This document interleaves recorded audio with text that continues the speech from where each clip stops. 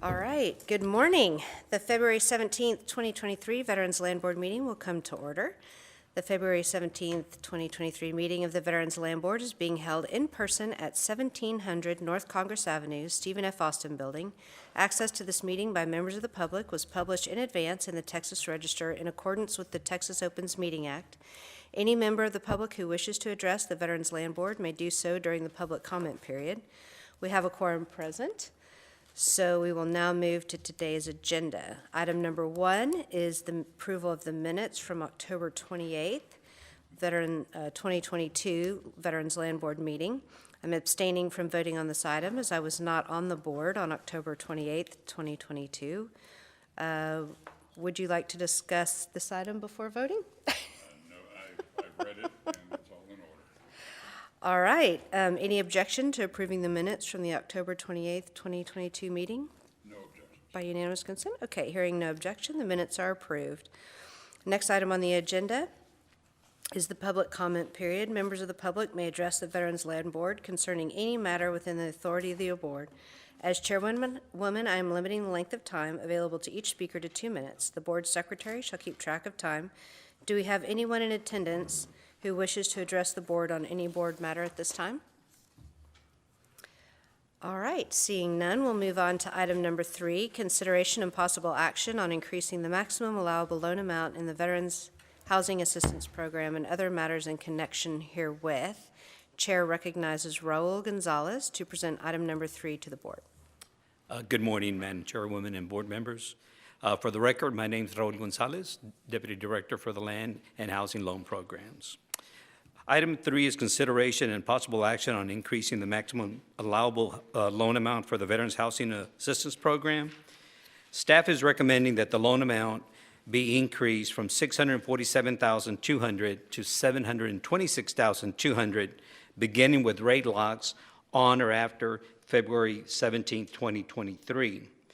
As shown in the table provided, the loan limits in the housing program have increased several times over the years, from its original $20,000 to today's loan amount of $647,200. Governing legislation allows the board to set the loan limits, but never to exceed the VA maximum loan limits, and VA has adopted the conventional loan limits of $726,200. So staff is recommending approval and answer any questions. Madam Chair, I move approval. All right, with that motion, any further discussion? All right, well, motion is made and seconded and is approved unanimously since there's 2 of us here. We're good on that. All right, next item on the agenda is item number 4, final adoption of the proposed amendment to the Texas Administrative Code, Title 40, Part 5, Chapter 175, Subchapter A, 175.17, on and on. Okay. I again recognize you, Mr. Gonzalez, to present item number 4 to the board. Again, thank you. In the October board meeting, the board authorizes to be published for public comment the pertaining rule. We're recommending final adoption of the proposed amendment relating to the fees charged for preparation, review, and approval of deeds and other documents. The proposed fee would increase from an amount not to exceed $150 from the current fee of $75. The proposed amendment was published in the Texas Register from December 9th through January the 9th, and no comments were received. I do have one question. Yes. Raul, as far as I understand it's increased to not to exceed $150. Do we expect it may be less, or is it likely to be? It will be less. Currently, they're running about just a little bit over $100, and the board has been paying the difference between the 75. This is a third-party fee that is to a third-party vendor that the veteran does pay. All right, very good. That answers my question. I move approval. All right, motion is moved and seconded and carries unanimously. Next item on the agenda, item number 5, consideration and action to set aside bids received from the online bidding forfeited land sale held January 4th, 2023 on any tract where the account holder is making appeal. And again, Mr. Gonzalez, please. Again, thank you. There are no appeals before the board today, so this would be a non-action item. All right, with that, We'll move on to item number 6, consideration and action to accept and award all qualified high bids received from the online bidding forfeited land sale held January 24th, 2023. On item number 6, there were 8 tracts that were offered for sale online during this bidding period. We received a total of 135 bids, resulting in 8 high bids, totaling just a little bit over $1 million. Staff is requesting that the board award all high bids that meet qualification for the land program. With that, I'll answer any questions. I have no questions. It's satisfying to see there's so much interest in bidding on these forfeited tracts. So it's Yes, and we've gotten even more interest coming in, I believe, for the next go-around as well. well, you run a good operation there. People like it. Madam Chair, I move approval of the staff's recommendation.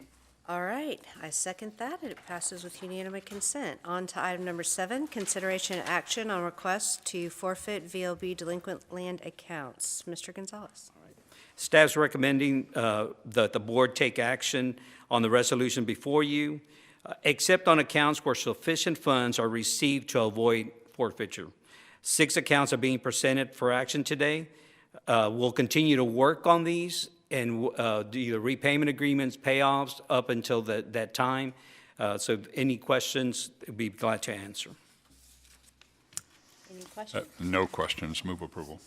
All right, I second, and again, by unanimous consent. Next item on the agenda is item number 8, consideration and action on request to order for sale land tracts that may be included in the next online bidding forfeited land sale.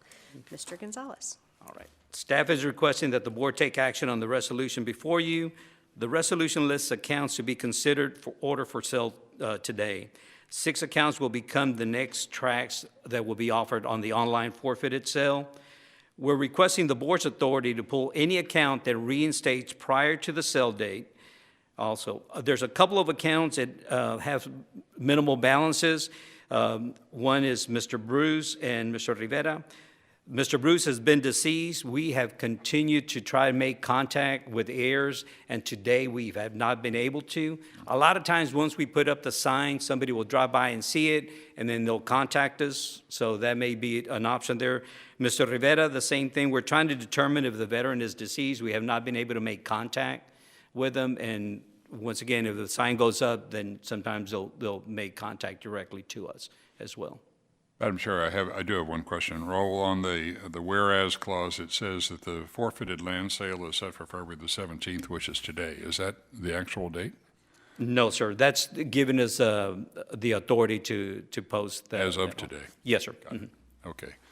No further questions. Move approval. All right, I second, and again, we pass with unanimous consent. We're off to a great start on this first meeting. Item number 9, consideration and action to set the next quarterly electronic forfeited land sale bidding period to begin March 6, 2023 through April 20th, 2023 at 5 p.m. Chair again recognizes Mr. Gonzalez.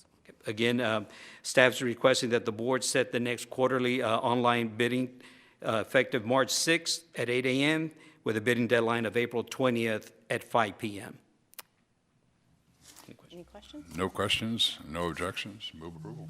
All right, second, and again, passes with unanimous consent.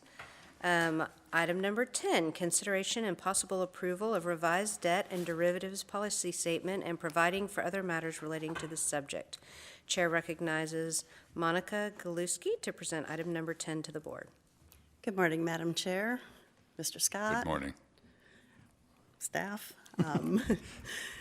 I'm Monica Galuski. I'm the Director of VLB Bond Funds Management.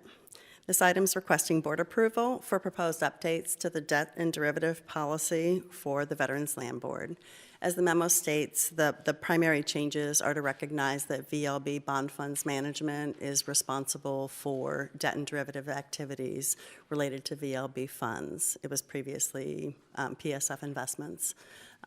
So with the organizational change, we're updating that, and we've just made a few, updates to the policy.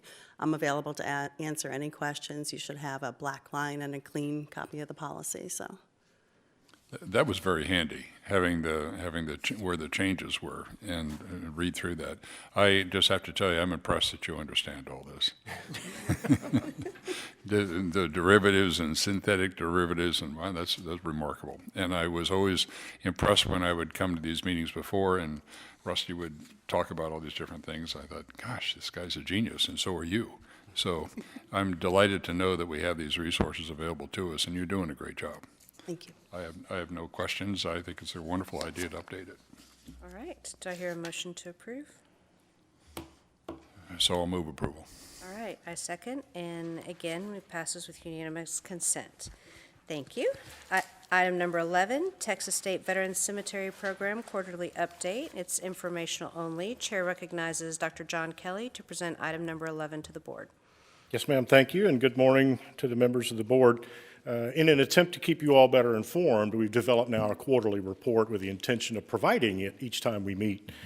You've heard me in the past speak about items individually, so this is an attempt to bring it together a bit more holistically. I've got it organized in 3 sections. The first is the activities we're undertaking associated with the Veterans Administration.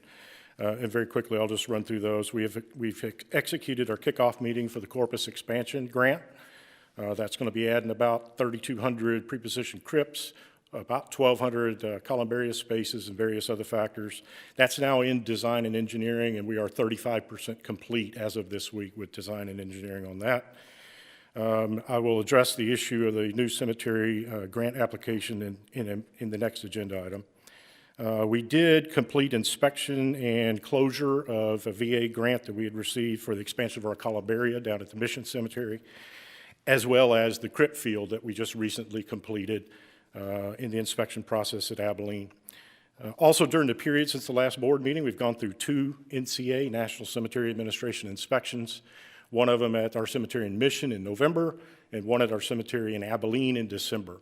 Very happy to report excellent results from both of those, and I would like to mention further, at Abilene, we came within 1 percentage point of a national award.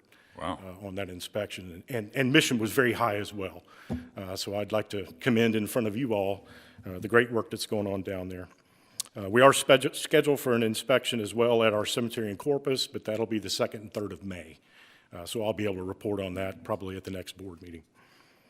And then finally, just for your information, they did raise our plot allowance this year. That's a 7.8% increase, which is a good increase, trying to match the inflation rates that we're seeing in terms of costs. The next section is sort of on those things that we're doing at the VLB level. So these are not necessarily connected to the VA at all.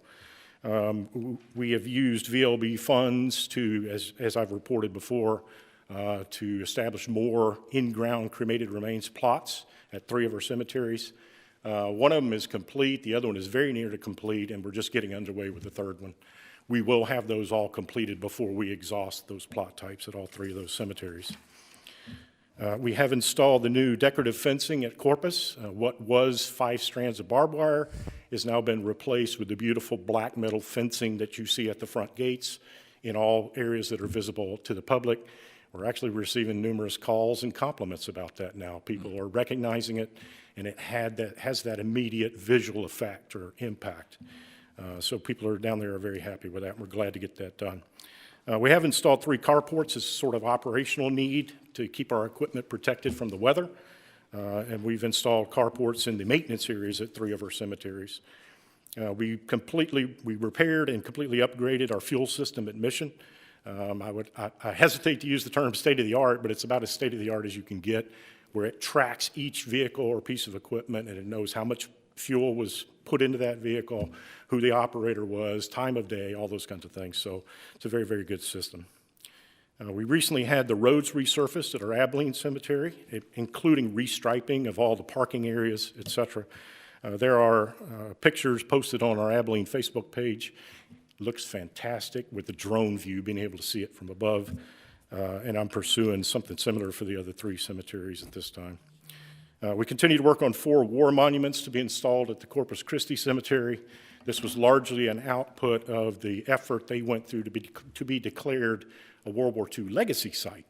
And since they were going through that, somebody had the idea, and they called us up and said, well, how many World War II veterans do we have at that cemetery? And we were a little shocked, frankly, to find out that almost 10% of those interred at that cemetery are World War II vets, which then begged the question, why don't we have a World War II monument?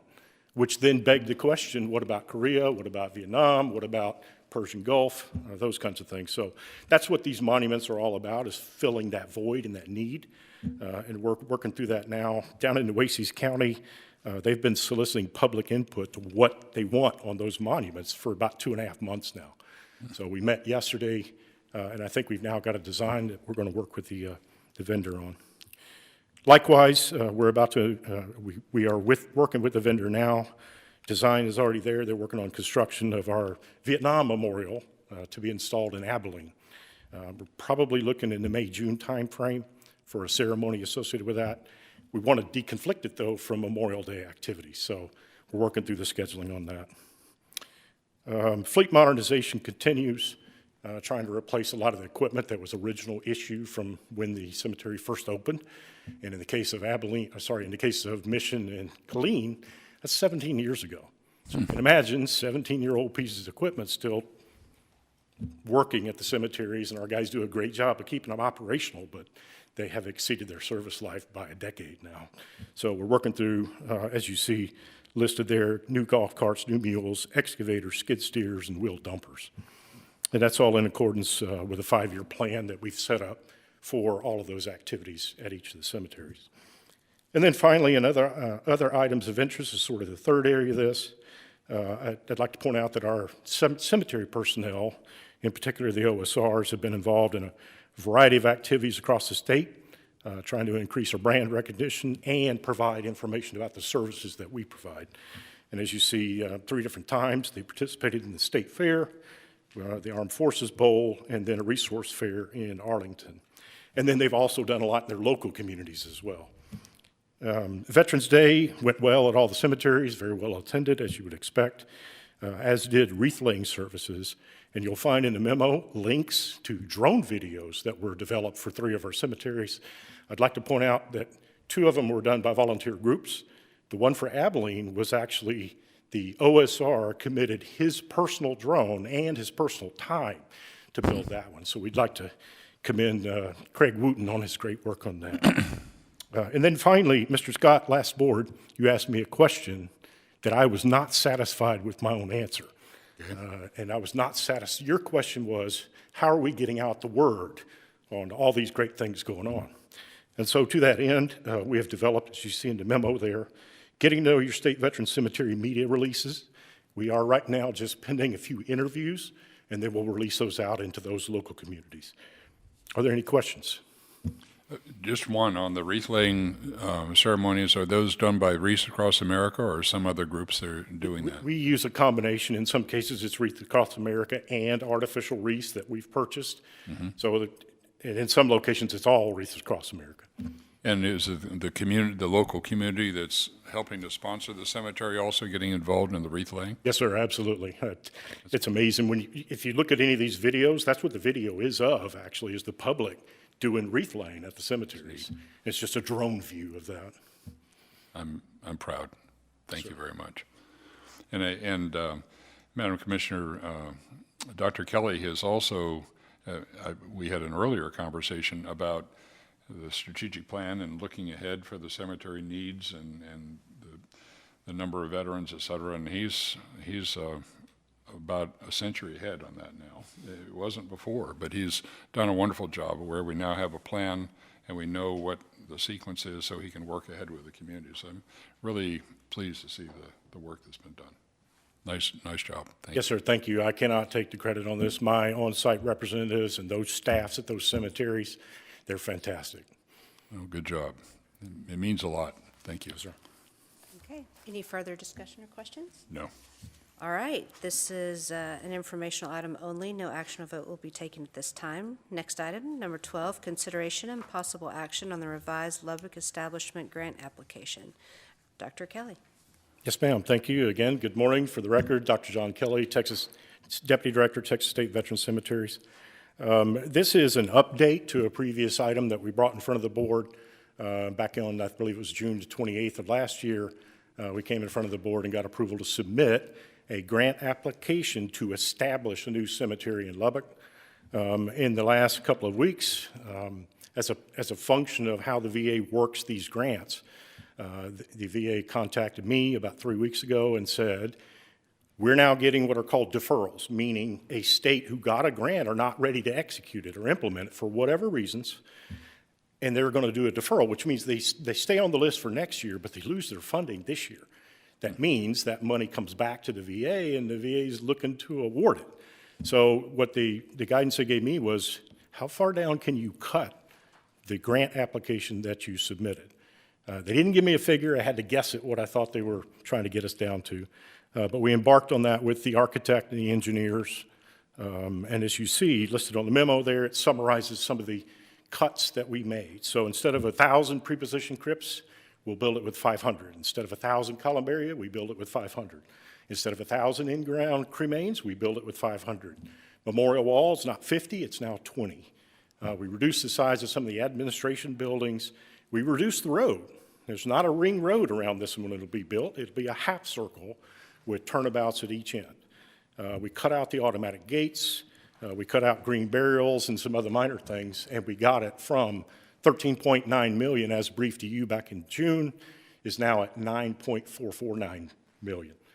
The idea is, once it's established and we need to expand, those are now Priority Group 1 grants. They're no longer Priority Group 2. So everything that we cut out, we'll be able to add right back in the very first expansion grant that we have to do. Based on my assumptions that I'm making about burial rates, I think 500 preposition crypts will get us about 4 years of service life. And I've already warned the VA that based on their guidance of submitting expansion grants 4 years out, literally it could mean the day the gates open or the day I submit a new expansion grant, and they were fine with that. So it's a little bit of a strategy change to our advantage, potentially. Met with these folks midweek this week. We don't have a decision yet, but they're continuing to work on that. Hopefully we'll have an answer in the next week or so. So staff recommends approval of the revised grant application at 9.449 million. Madam Chair, I'm proud to move approval. All right. I second that. It passes by unanimous consent. Next item on the agenda is item number 13, notification of the audit of cemetery operations contract management. Chair recognizes Tracy Hall to present item number 13 to the board. Good Good morning. morning, Madam Chairman, Mr. Scott, Mark, and Jeff. I am required to notify the board when we have a planned audit of anything that relates to the VLB. This year, we are planning to audit the operations contract for Nueces County and for the City of Mission. This is an information-only item, but I'd be happy to answer any questions. All right. Any further discussion? No, I don't think so. It just, I was curious about because we're talking about Nueces County and just from the previous report where there's ongoing activity with Nueces County, that wouldn't affect the No, sir, it would negotiations. not. Very good. Move approval. Thank you. Thank you. All right, this is actually an informational item only, so we don't have to worry about taking any action. That concludes the posted board agenda. Any board member wish to be recognized to provide any further comments or discussion? Proud to be here. All right, well, I'm proud to be here too. I'd like to thank everyone in attendance and honestly thank all of the General Land Office, Veteran Land Board employees who do such an amazing job for our veterans. There being no further business before the Veterans Land Board, the February 17th, 2023 meeting is adjourned. Thank you.